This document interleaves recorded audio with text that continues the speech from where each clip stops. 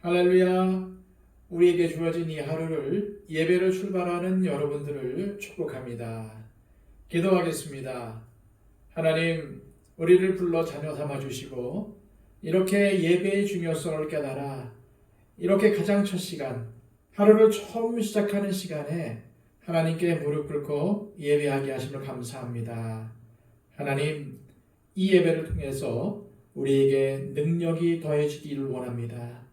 우리에게 하나님의 말씀에 순종할 만한 결단이 생기기를 원합니다.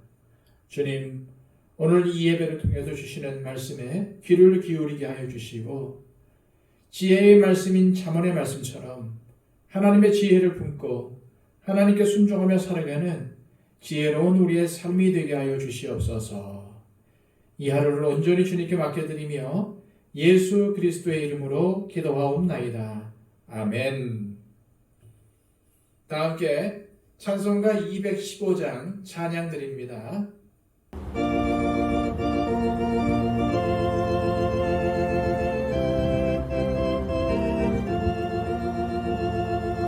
내 죄 속해 주신 주께 힘과 정성 다하니 나의 온갖 언행심사 주를 위한 것일세. 내게 있는 모든 것을 주를 위해 바치리. 내게 있는 모든 것을 주를 위해 바치리. 나의 손과 발을 들여 주의 명령 행하고 오직 주만 바라보며 주만 찬양하겠네. 항상 주를 찬송하며 이 몸 바치오리다. 항상 주를 찬송하며 이 몸 바치오리다. 내가 주를 바라보니 나의 영혼 밝아져. 십자가를 지신 주만 항상 바라봅니다. 십자가를 바라보며 주만 따라가리라. 십자가를 바라보며 주만 따라가리라. 신기하고 놀라워라. 영광스런 왕의 왕. 나를 친구 삼아주사 편히 쉬게 하시네. 주의 날개 보아래 영원한 식 얻겠네. 주의 날개 보아래 영원한 식 얻겠네.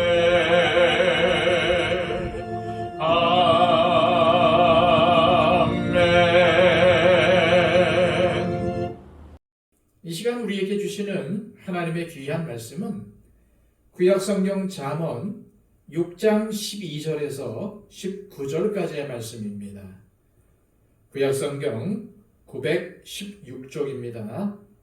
불량하고 악한 자는 구부러진 말을 하고 다니며 눈짓을 하며 발로 뜻을 보이며 손가락질을 하며 그의 마음에 패역을 품으며 항상 악을 꾀하여 다툼을 일으키는 자라.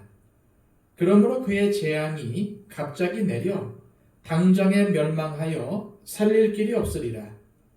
여호와께서 미워하시는 것, 곧 그의 마음에 싫어하시는 것이 옌7가지이니 곧 교만한 눈과 거짓된 혀와 무지한 자의 피를 흘리는 손과 악한 계교를 꾀하는 마음과 빨리 악으로 달려가는 발과 거짓을 말하는 망령된 증인과 및 형제 사이를 이간하는 자이니라. 아멘. 솔로몬은 잠언 5장부터 7장까지의 말씀에서 하나님의 백성이 하나님의 말씀을 따라 지혜롭게 살기 위한 실제적인 가르침을 주고 있습니다. 지난 시간에는 게으름을 피우지 말아야 한다는 것을 우리가 살펴보았습니다. 이제 오늘 아침 함께 읽은 본문의 말씀에는 우리가 하나님께서 미워하시는 삶을 살면 안 된다는 점을 가르쳐 줍니다. 그리고 하나님께서 미워하시는 불량하고 악한 자는 도대체 어떠한 사람인지 상세하게 알려주고 있습니다. 우선 불량하고 악한 자를 잘 관찰해 보면은 그의 말이 진실을 왜곡하고 거짓된 것과 헛된 것을 말하는 습성이 있음을 알 수 있습니다. 12절입니다. 불량하고 악한 자는 구부러진 말을 하고 다니며, 여기서 구부러진 말은 진실이 아닌 변질되고 왜곡된 말을 가리킵니다. 다시 말해서 자신의 이익을 위해 거짓말, 타인에게 상처를 주는 말을 언제나 입에 달고 사는 사람이 불량하고 악한 사람이라는 말입니다. 우리는 이러한 사람을 주의해야 합니다. 그리고 또한 내가 이러한 사람이 되면 안 됩니다. 그리고 불량하고 악한 자는 눈짓과 발짓과 손짓으로 악행을 꾸밉니다. 13절입니다. 눈짓을 하며 발로 뜻을 보이며 손가락질을 하며. 무슨 말씀입니까? 눈짓과 발짓과 손짓으로 어떤 사인을 보내며 악행을 도모한다는 뜻입니다. 먼저 눈짓을 하며 라는 이 말은 악의를 가지고 눈을 깜빡거린다는 뜻을 가지고 있습니다. 이 표현은 거짓을 꾀하는 자, 누군가를 속이려고 술수를 쓰는 사람을 가리킵니다. 눈은 마음을 비추는 창과 같아서 눈빛과 눈짓을 통해서 그의 마음이 드러나게 되어 있습니다. 우리가 평소 무엇을 보고 보지 않느냐에 따라서 그 사람의 인격과 가치관이 달라지게 됩니다. 신앙관도 그렇습니다. 평소 말씀을 보고 가까이 하는 사람과 그렇지 않고 세상에 썩어질 것만 보는 사람은 그의 마음과 생각뿐만 아니라 언어 생활까지도 다를 수밖에 없습니다. 그래서 하나님의 자녀된 우리 그리스도인은 자신의 눈을 선하고 아름답게 가꿀 줄 알아야 합니다. 선한 눈을 가지면 그 사람의 행동은 달라집니다.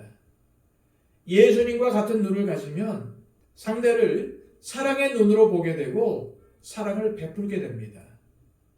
그러나 오늘 잠언 말씀이 말하는 것처럼 우리가 교만한 눈을 가지게 되면 눈짓을 하게 되고, 그러면 진리를 왜곡하는 사람이 되고 다른 사람을 속이는 사람이 되는 것입니다.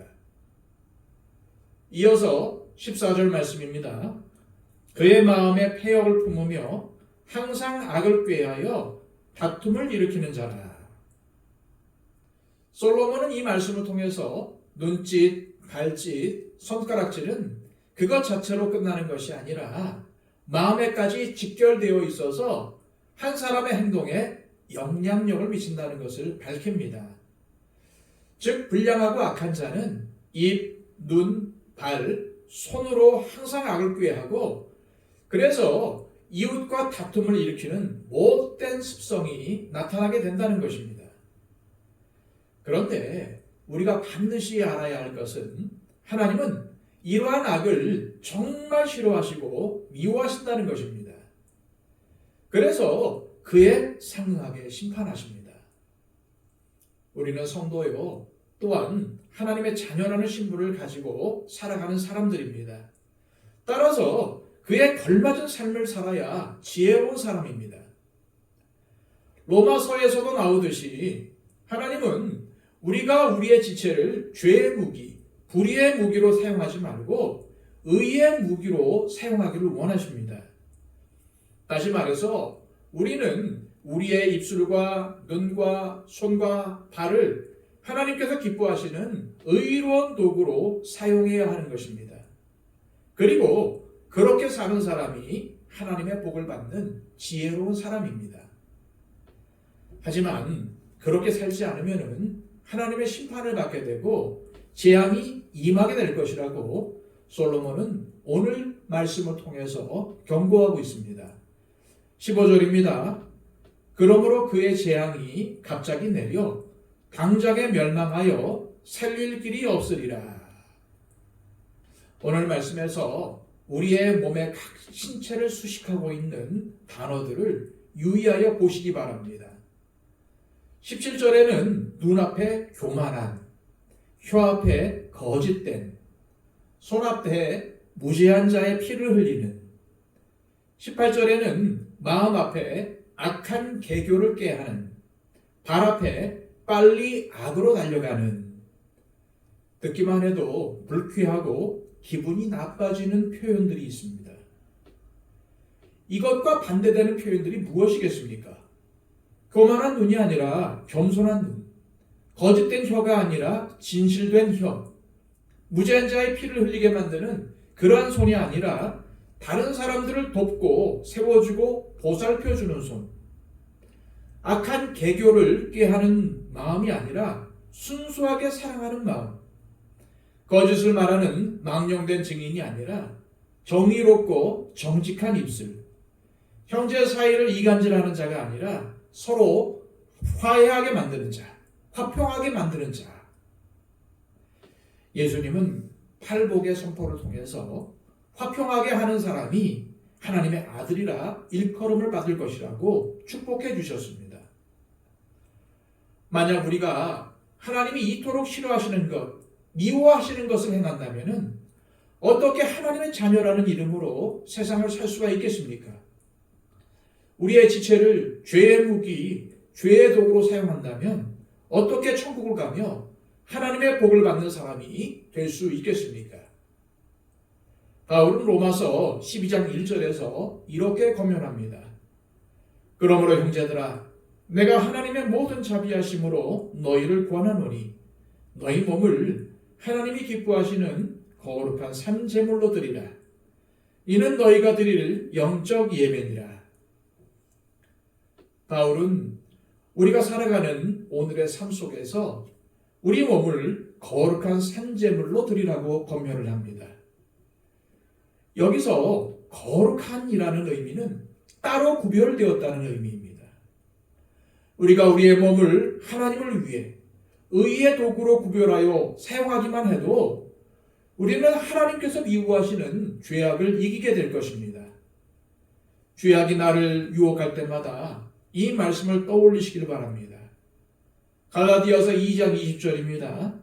내가 그리스도와 함께 십자가에 못 박혔나니 그런즉 이제는 내가 사는 것이 아니요 오직 내 안에 그리스도께서 사시는 것이라.